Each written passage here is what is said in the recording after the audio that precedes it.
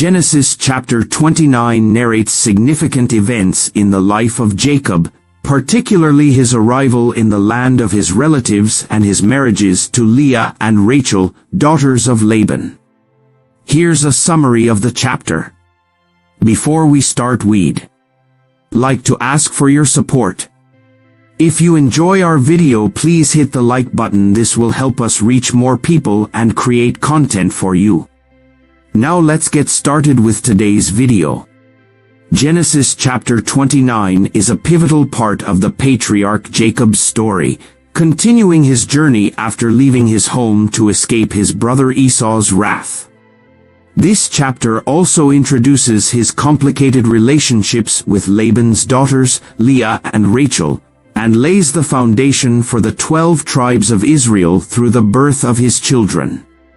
Here's an expanded retelling and interpretation of Genesis 29 with additional context and reflections. 1. Jacob's journey and arrival in Haran, Genesis 29 verses 1 to 14. After Jacob fled from his home in Beersheba to escape Esau, his journey led him to the eastern lands, specifically the region where his uncle Laban lived. This journey wasn't just physical, it was also spiritual and emotional. Jacob was not just seeking safety, but also the fulfillment of his destiny. Earlier, in Genesis 28, God appeared to him at Bethel in a dream, reaffirming the Abrahamic covenant and assuring him of divine protection. Now, in Genesis 29 verse 1, Jacob reaches the outskirts of Haran, where he encounters a well. Wells were often central to social life in ancient times, providing water for both people and livestock. Wells were also symbolic in biblical narratives. They often served as settings for significant meetings. This was true for Isaac's servant, who met Rebekah at a well, and it is here where Jacob meets Rachel, his future wife. Jacob approaches the well and sees 3 flocks of sheep lying beside it. The shepherds are waiting to water their sheep but have not done so because the stone covering the well's mouth is too large for one person to remove. As Jacob speaks with the shepherds, he asks them where they are from, and they tell him they are from Haran, his destination. When he inquires about Laban, his mother's brother, they inform him that he is well, and that his daughter Rachel is approaching with her father's sheep. As soon as Jacob sees Rachel, something extraordinary happens. Overcome with emotion and a sense of destiny, he rolls the large stone away from the well's mouth by himself and waters Rachel's flock.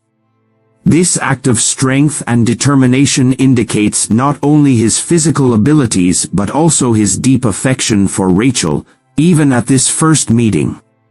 After helping Rachel, Jacob kisses her and begins to weep. His tears likely express both relief and joy. Relief that he has safely reached his family's land and joy at meeting someone connected to his mother. Jacob explains to Rachel that he is Rebekah's son, and Rachel runs to tell her father, Laban. Laban, upon hearing the news of Jacob's arrival, hurries to meet him. This reunion is significant because it connects Jacob to his extended family and to the unfolding of God's promises. Laban embraces Jacob and brings him into his home, where Jacob stays for a month, working for Laban during this time. 2. Jacob's love for Rachel and agreement with Laban, Genesis 29 verses 15 to 20. After a month of Jacob's stay, Laban acknowledges that Jacob, though a relative, should be compensated for his work. Laban asks Jacob what wages he would like. It is here that the narrative takes a romantic turn. Jacob has already fallen deeply in love with Rachel, Laban's younger daughter.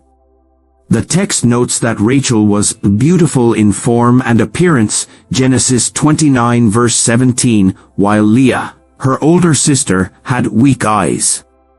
This contrast sets up the tension between the two sisters that will play out in the chapters to come. Jacob, driven by his love for Rachel, offers to work for Laban for 7 years in exchange for Rachel's hand in marriage. This arrangement reveals Jacob's commitment and patience. 7 years is a long time to wait for marriage, but Jacob's love for Rachel is so strong that they seem to him but a few days because of the love he had for her. Genesis 29 verse 20. This verse beautifully encapsulates the intensity of Jacob's devotion. During these 7 years, Jacob likely continued his work as a shepherd for Laban. His work ethic and dedication would have been evident to everyone around him. Meanwhile, Rachel also likely grew fond of Jacob, aware of the sacrifices he was making for her. 3. Laban's deception and Leah's marriage to Jacob, Genesis 29 verses 21 to 27. After 7 years of hard work, Jacob approaches Laban and requests to marry Rachel, saying, "Give me my wife that I may go into her, for my time is completed." Genesis 29 verse 21. Laban agrees, and a wedding feast is prepared. However, in a shocking turn of events, Laban deceives Jacob. Instead of giving him Rachel, Laban gives him Leah, his older daughter, as a bride. Because the bride would have been veiled during the ceremony, and because it was night, Jacob did not realize the switch until the next morning when he discovered that he had married Leah. This moment of deception mirrors the earlier deception in Jacob's life when he tricked his father Isaac into giving him Esau's blessing. Now, the deceiver has been deceived, illustrating a principle of sowing and reaping that runs throughout biblical narratives. The irony is stark. Just as Jacob deceived his father by pretending to be someone else, Laban deceived Jacob by giving him the wrong bride. Understandably, Jacob is furious when he confronts Laban. Laban, however, justifies his actions by explaining that in their culture, it is not customary to give the younger daughter in marriage before the older one. Laban offers a solution. If Jacob completes the bridal week with Leah, he can marry Rachel as well, but in return, he must work for Laban for another 7 years. 4. Jacob marries Rachel, Genesis 29 verses 28 to 30. Jacob, still deeply in love with Rachel, agrees to Laban's terms. After a week of marriage with Leah, he marries Rachel as well.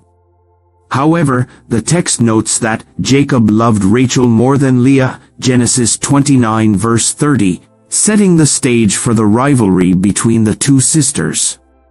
This favoritism would lead to significant family tension and heartache in the years to come, especially for Leah, who longed for her husband's love. Jacob's agreement to work another 7 years for Laban demonstrates both his perseverance and his deep affection for Rachel.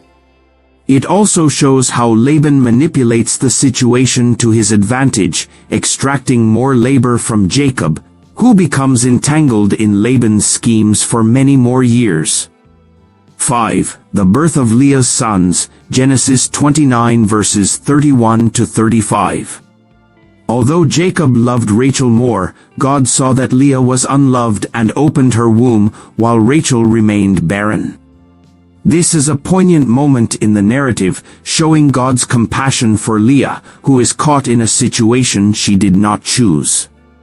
Her marriage to Jacob was the result of Laban's deceit, and she suffered from her husband's lack of affection.